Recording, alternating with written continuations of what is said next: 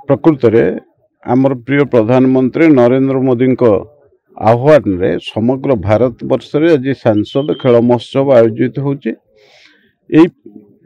यार मुख्य उद्देश्य होची जे प्रकृत में आम देश रे शतकड़ा 74 भाग पिला होचंती छात्र और युवक। ये युवक मानक भितर गोटे स्पोर्ट्समैन स्पिरिट तैयारी करिवा, तांको भितर उत्साह उद्दीपना को आहुरी आगु को नबा एवं पिला मानक भितर खेलर जो प्रभाव अच्छी विभिन्न क्षेत्र से माने पारदर्शिता लाभ करुचंती। किए जिला स्तर रे, किए राज्य स्तर रे, किए जातीय स्तर रे एवं आंतर्जातिक स्तर रे आम खेलर मान बढ़ेवा। ता सहित ये खेल माध्यम रे गोटे समाज रे गोटे भाईचारा तैयारी करिबा, सौहार्दपूर्ण वातावरण तैयारी करिबा एवं खेल माध्यम रे पिलांक भितर गोटे श्रृंखला ज्ञान बढ़िबा एवं सेमानक भितर प्रकृत रे गोटे समाज को गढ़िबार एक मानसिकता तैयारी करिबा। ये होची खेल महोत्सव मुख्य उद्देश्य।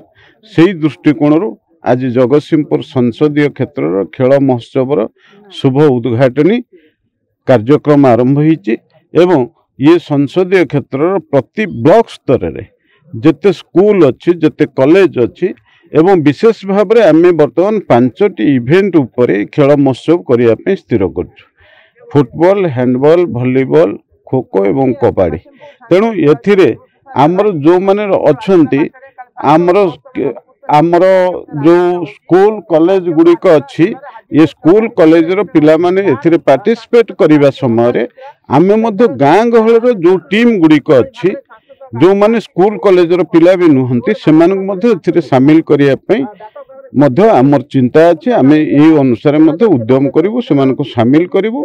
जदि हजार हजार संख्यार पिला माने एथिरे शामिल हुंती ताहले ये संसदीय क्षेत्र पिला मानकु नेइकरी आमे भविष्यत रे गोटे सुस्थ वातावरण सृष्टि करि परिवु। तेणु यह ही होची आजिर उद्देश्य।